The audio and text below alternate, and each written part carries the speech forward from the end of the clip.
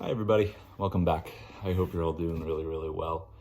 And I am here to kind of tell you my story. I was kind of thinking of where to begin this kind of, YouTube journey or whatever this ends up being. Um, and I kind of figured that this would be kind of like how you would start a conversation with someone. I'm a stranger to you guys, and I don't want to be a stranger to you guys. So I kind of pictured what would be the first thing that I would ask somebody if I want to get to know them and get to know them more on a personal level, skip all the small talk stuff. And I came to the conclusion that what I love to ask people is, what's your story? Because you just get a boatload of answers. That open-ended thing cracks cracks open a big ass can of worms for a lot of people, myself included.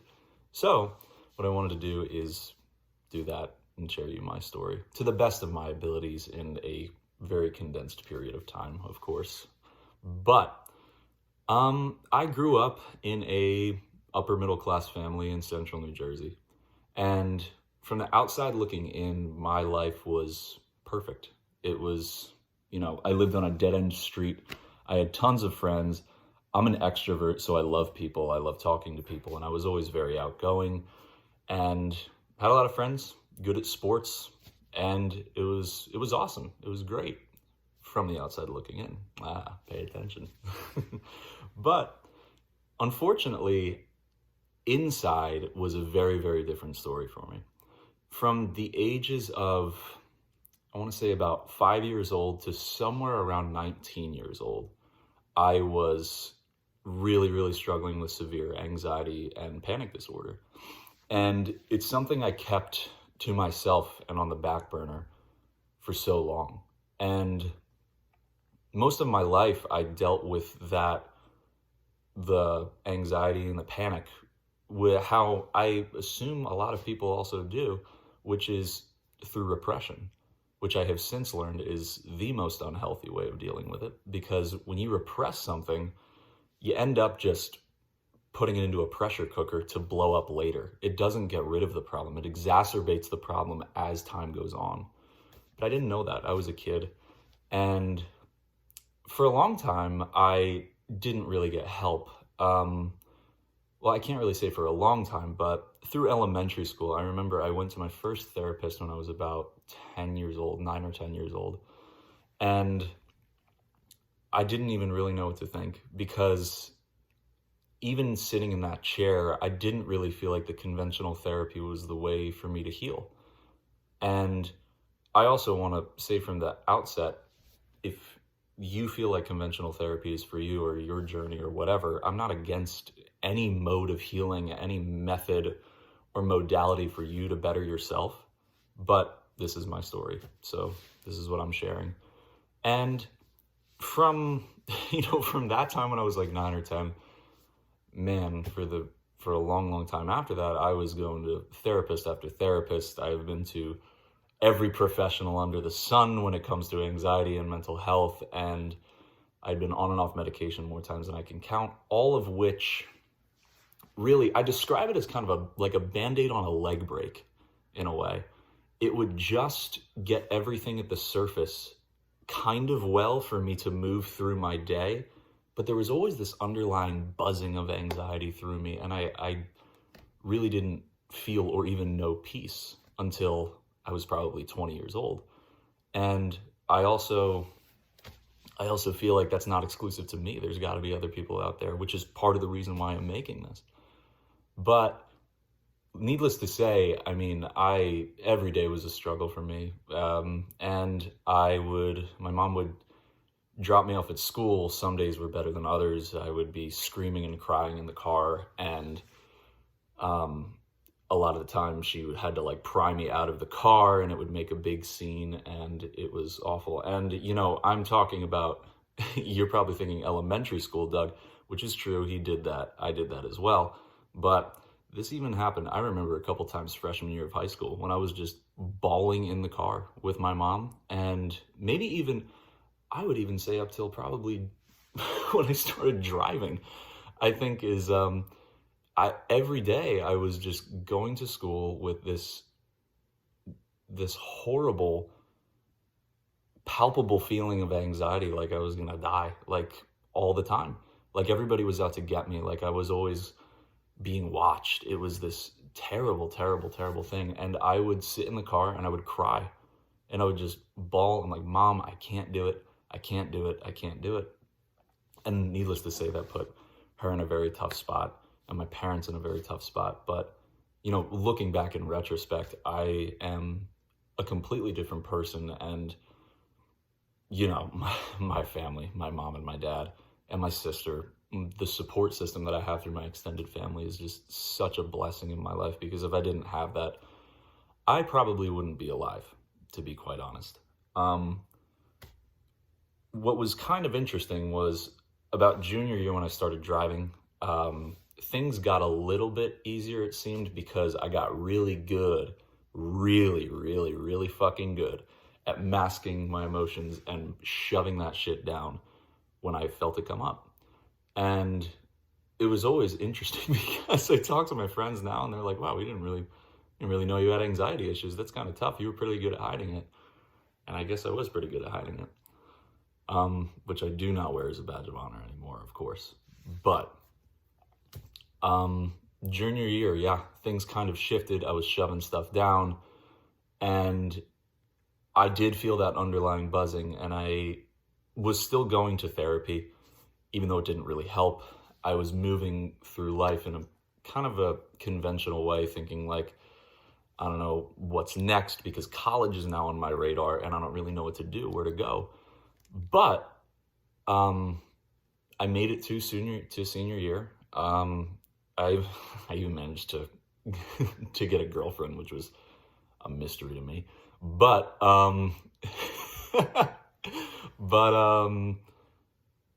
yeah, I graduated high school and I even got accepted to a college and was ready to go to college. And that is when my life exploded. I had always been feeling anxiety and panic in the horrors of my everyday life up to that point, but nothing hit harder than June through September of 2017, when I graduated high school. And that time frame is the most pivotal point in my life. It was the culmination of all of that pressure, the repression of emotions that I was talking about earlier. That's when it all came to a head and I blew up. And what set it off was I was going away to college, or was going away to college. My grandfather died, and we were also moving away from my childhood home. And I came to the realization that, you know, when I moved out for college, I would have no one to come back to, really. I mean, my family, of course, but I was moving to a new place. And it was probably moved about 45 minutes away or something, which, you know, isn't a big deal. But for a kid with anxiety, that's any change. I could be moving one house over and it would still send me into a loop. But yeah, it was really, really interesting. A terrifying time in my life. Again, the most pivotal. And I kind of kept my head down through the whole summer, pushing things off, pushing emotions off, trying to just, you know, oh my God, I got to go to college. I got to go to college. There's my future on the line. And then I went to this college, small liberal arts school on the East Coast. And I moved in, and I remember this so vividly. Everything seemed to be going well. I met my roommates.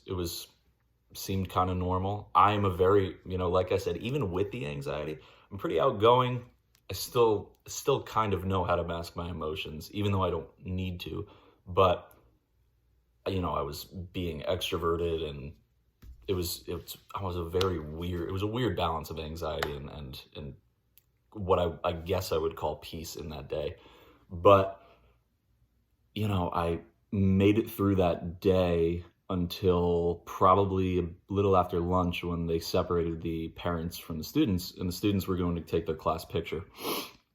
And I was fighting off this anxiety, this explosion of anxiety that was all coming to a head. And finally, I couldn't hold it anymore.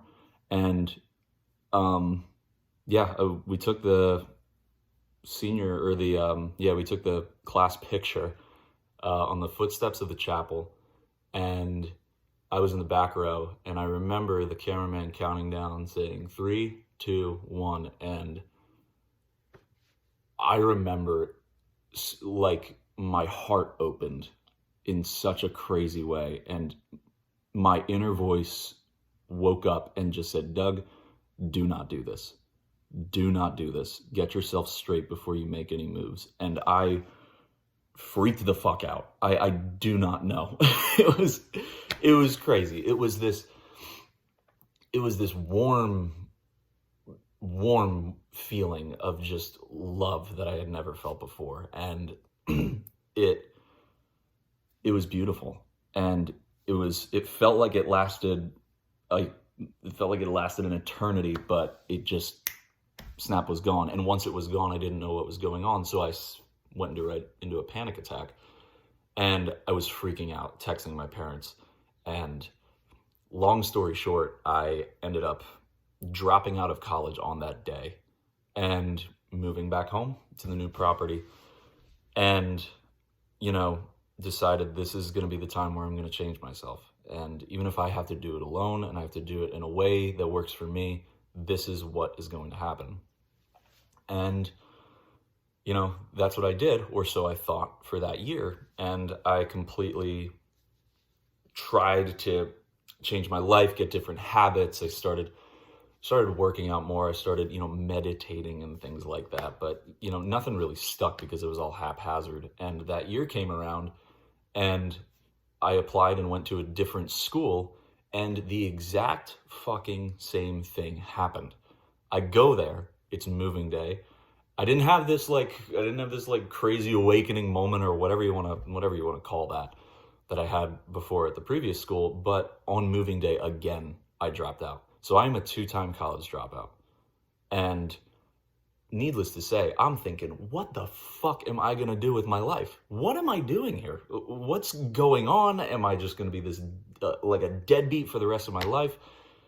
And it was right then, after that, I went home, had this existential crisis, and applied to go to my local community college. And that's when things started to happen that were really, really important for me. Because what I realized was I was trying to shove myself into a box of what other people thought was right for me. And I was always trying to go the conventional route of everything, but that never worked for me. So why try to continue to do it? I should follow my own path, no matter how twisty and turny it is. So what I did was I started consuming podcasts, started listening to completely different, wild versions of healing and different modalities of how to get rid of anxiety, or how to lean into your anxiety and all that stuff. And, through the people on both ends of the spectrum, I found this beautiful, happy middle ground. And with the help of some good talk therapists, but really me doing my own inner work and really getting down to it, did I come to this place of peace that I'm at now. And it's really, really funny, because I would not trade, I get kind of emotional thinking about it, but I wouldn't trade any experience, no matter how horrible it was. I mean, I was suicidal, and I would never trade any of those experiences, because it led me to this point in my life right now. And through that healing, after community college, I transferred to the Penn State Abington campus, the satellite campus outside Philly, and then moved on to the main campus, where I made it and graduated college. And I'm here, and I got internship lined up.